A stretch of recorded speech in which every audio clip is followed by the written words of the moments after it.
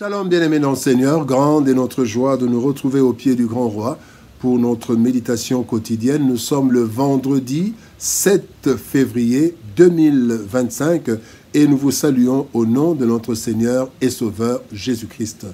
Pour notre méditation de ce jour, nous allons lire un texte dans le deuxième livre des Chroniques.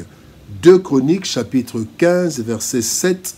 Nous lirons dans deux versions. Louis II nous dit « Vous donc, fortifiez-vous et ne laissez pas vos mains s'affaiblir, car il y aura un salaire pour vos œuvres. » Parole de vie 2017 nous dit « Mais vous, maintenant, soyez forts. Ne vous découragez pas. Vos efforts seront récompensés. » Il y aura un salaire. Tel est le thème de notre méditation de ce vendredi 7 février 2025. Bien-aimés dans le Seigneur, la vie de l'homme donne lieu à plusieurs découragements au regard des injustices et de la méchanceté qui règnent dans ce monde. À cela s'ajoutent les inégalités sociales face aux mêmes réalités et combats. Vivant dans le monde, même si nous ne sommes pas du monde, selon Jean 17, 16 qui dit « Ils ne sont pas du monde, comme moi je ne suis pas du monde », eh bien, nous nous butons à plusieurs obstacles qui amènent souvent le découragement. Le texte du jour nous exhorte à nous fortifier, car le combat est réel, et à ne pas nous décourager, car la récompense est certaine. Nous devons ainsi vivre sous la grâce du Seigneur en fournissant tous les efforts nécessaires, et Dieu, le rémunérateur fidèle, couronnera nos efforts par un salaire conséquent. Voici quelques leçons que nous pouvons tirer de notre texte du jour. Première leçon, parlons du découragement. Le découragement. Psaume 73, verset 13-14, la Bible dit « Alors c'est donc en vain que je suis resté pur au fond de moi, que j'ai lavé mes mains pour les conserver innocentes tous les jours. Je suis châtié chaque matin. Tous les jours, je subis des coups. » Là, c'est Asaph qui a connu un certain découragement par rapport à ce qu'il voyait. Le découragement, bien aimé, c'est la perte du courage, la perte de l'entrain dans un comportement ou dans une marche. Cela arrive à tout le monde, même aux chrétiens, d'où les nombreux appels à prendre courage qui se trouvent dans les Saintes Écritures. C'est l'âme et le corps exposés aux réalités de ce monde qui se découragent souvent. Et devant quoi? Devant les inégalités et injustices sociales, devant le travail peu ou non rémunéré, devant l'ingratitude des humains, devant les prières non exaucées, devant les problèmes sans solution, aussi devant la longue attente des promesses ou des résultats attendus. Et on se décourage. Imaginez-vous de grandes personnalités bibliques qui ont eu à se décourager. Moïse devant les attitudes du peuple d'Israël, Asaph devant la prospérité des méchants, Jean-Baptiste en prison, David devant l'adversité, etc. Bien-aimés, le découragement nous atteint souvent devant des problèmes. Le deuxième point, parlons des efforts indispensables. Efforts indispensables.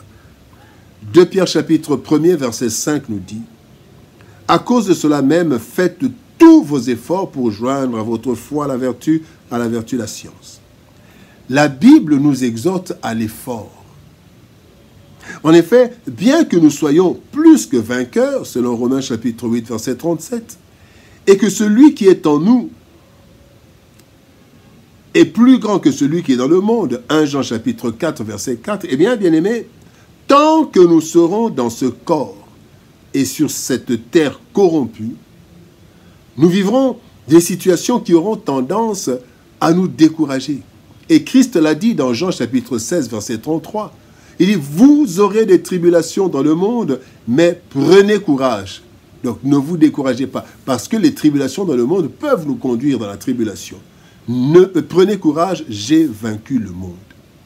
Bien-aimés, face à toutes les situations tendant à nous décourager, nous devons faire tous nos efforts pour, prenons 4 choses. D'abord, tous nos efforts pour nous fortifier en Jésus-Christ dans la prière et dans la méditation de la parole. Faire tous nos efforts pour nous efforcer de persévérer malgré tout. Nous devons persévérer, nous ne devons pas abandonner. Faire tous nos efforts pour nous rappeler les bienfaits de Dieu. Rappelons-nous de ce que Dieu a fait pour nous dans le passé. Cela nous fortifiera. Mais aussi, nous devons faire tous nos efforts pour confesser, entre autres, toutes choses concourent au bien de ceux qui aiment Dieu. Romains chapitre 8, verset 28. Nous devons confesser cela. Et aussi, je sais que mon Rédempteur est vivant et qui se lèvera le dernier sur la terre. Nous devons confesser ces paroles, des paroles positives, des paroles d'encouragement. Le 3e point, parlons du salaire garanti. Salaire garanti. 1 Corinthiens chapitre 15, verset 58 nous dit « Ainsi, mes frères bien-aimés, soyez fermes, inébranlables, travaillant de mieux en mieux à l'œuvre du Seigneur, sachant que votre travail ne sera pas vain dans le Seigneur. » Il y aura un salaire. Le découragement ne doit pas nous faire oublier la grandeur et la fidélité de Dieu. Bien-aimés, nous ne devons jamais ignorer ces paroles.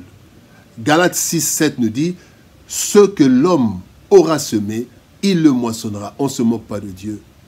Luc chapitre 10, verset 7 dit « Bien-aimés, l'ouvrier mérite son salaire. » Hébreux chapitre 6, verset 10 nous dit « Dieu n'est pas injuste pour oublier votre travail et l'amour que vous avez montré pour son nom et ayant rendu et rendant encore des services aux saints. » Il y a aussi Hébreux chapitre 12, verset 2 qui nous dit « Ayant les regards sur Jésus, le chef et le consommateur de la foi, qui, en vue de la joie qui lui était réservée, a souffert la croix, méprisé l'ignominie et s'est assis à la droite du trône de Dieu. » Bien-aimés, dans le dernier texte que nous venons de lire, la Bible nous demande de fixer les yeux vers Jésus. Avoir les regards sur Jésus, le parfait modèle, qui a tenu et qui a enduré toutes les souffrances, car il avait en vue la fin et la rémunération, le salaire. Nous aussi, bien-aimés, ayant en vue la fin de toute situation difficile, ainsi que du monde, voyons les récompenses qui nous sont réservées sur terre et dans le ciel. Oui, il y a un salaire. Une des armes que le diable utilise contre nous, très souvent, c'est le découragement. En effet, les réalités que nous vivons peuvent nous faire baisser les bras, tellement le contexte dans lequel nous vivons est hostile à ceux qui vivent la piété. 2 Timothée chapitre 3 verset 12 nous dit « Or, tous ceux qui veulent vivre pieusement en Jésus-Christ seront persécutés. » Bien-aimés, par la prière et la persévérance, la méditation de la parole, bien-aimés, nous devons tenir bon et nous fortifier, car il y aura un salaire que Dieu nous a garanti. Gardons le cap, il y aura un salaire. Prions. Père de gloire, merci pour ton amour et ta bonté. Merci de nous fortifier par ta parole.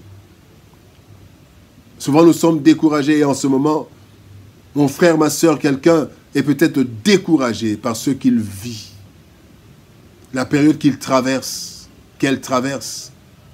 Seigneur, aide-nous à nous fortifier, à prendre courage en toi. Aide-nous, Seigneur de gloire, à savoir qu'il y a un salaire. Il y a une fin, il y a un salaire. Aide-nous, Seigneur, à avoir les yeux fixés sur la récompense, sur la rémunération, et nous travaillerons à ton œuvre. Nous vivrons, nous persévérerons jusqu'à la fin. Bénis ta parole, bénis ton peuple, au nom de Jésus-Christ, nous avons ainsi prié, Père. Amen.